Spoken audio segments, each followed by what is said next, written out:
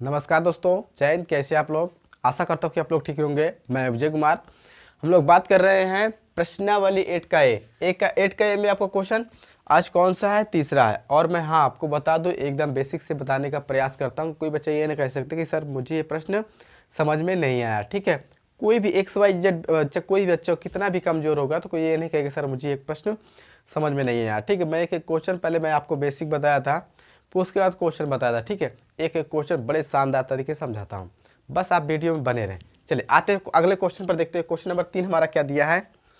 दिया कि कोण PQR में कोण P क्या हमारा समकोण है। यदि PQ बराबर √3 PR बराबर 1 है तथा QR बराबर 2 हो तो sine Q cos Q tan R sin R के मान ज्ञात कीजिए। ठीक है, इसमें कुछ नहीं करना है, आपको एक समकोण त्रिभुज लेना है।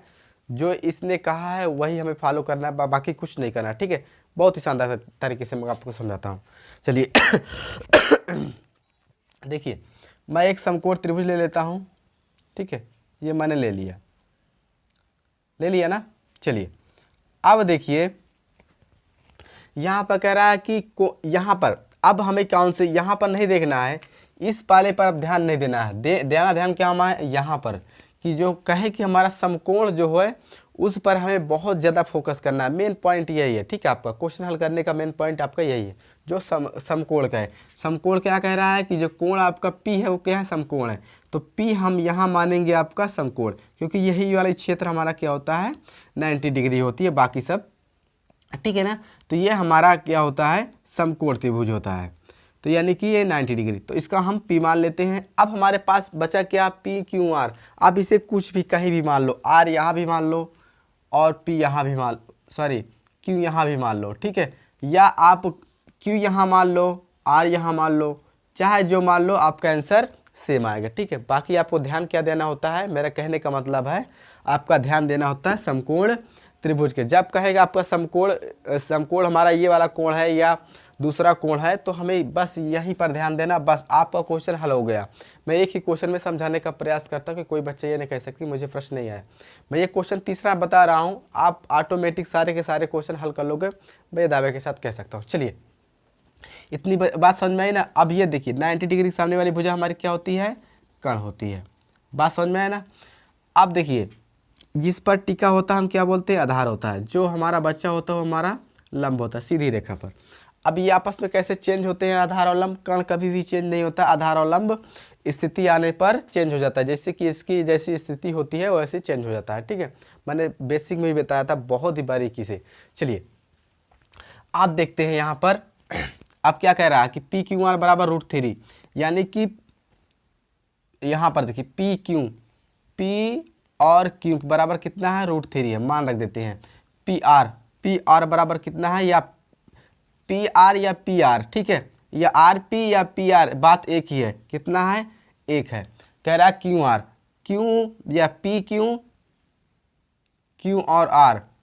यहाँ पर ये वाली गलती है। ठीक है, यहाँ पर PQ बोल रहा है ना, तो PQ यहाँ पर होगा, आधार PQ आपका √3 होगा। ठीक है, ये आपका आधार ही है। तो PQ जो आपका P और Q या √3 हो गया। ठीक है, यहाँ पर लास्ट वाले में क्या बोला था? QR या QR या RQ, बात एक ही है। ठीक है, हमारा क्या हो जाएगा? 2 बस। ठीक है, अब हमने आपका जो सैंपल था हमने बना लिया, बस हमें क्या करना? क्वेश्चन को हल करना। बहुत आसान तरीके से मैं आपको समझाता हूँ। चलिए, यहाँ पर क्या करना हमें? साइन Q का। ठीक है, एक फार्मूला मैं आपको बताया था, लाल बटा कक्का। एक होता है पाकिस्तान भूखा प्यासा, हिंदुस्तान हरा भरा। ठीक है, आप समझते हैं P का मतलब परपेंडिकुलर, B का मतलब आधार यानी कि बेस, और पाकिस्तान भूखा प्यासा फिर परपेंडिकुलर। H का मतलब होता है हाइपोटेनियस यानी कर्ण, जो इंग्लिश वाले बच्चे हैं, मैंने बेसिक में बताया था। ठीक है, हिंदी वाले बच्चे आप यहाँ पर ध्यान देना है। ठीक है, आपको देखिए, साइन बराबर साइन थीटा बराबर क्या होगा? L/K। यहाँ पर क्या होगा? साइन कॉस टैन, और यहाँ पर क्या होगा? साइन का उल्टा कॉसेक, असेक का उल्टा, यहाँ पर कॉस का उल्टा सेक, और टैन का उल्टा कॉट। ठीक है, चलिए अब यहाँ पर देखिए, साइन Q बराबर निकालना। साइन थीटा बराबर क्या होता है? लंब बटा कर्ण। ये हो गया ना। अब रखेंगे मान। अब कह रहा कि साइन क्यू से मान, हमें जो मान निकालना साइन क्यू से निकालना है, यहाँ से निकालना है। जब यहाँ से निकालेंगे सामने वाली भुजा क्या हो जाएगी, लंब हो जाएगी।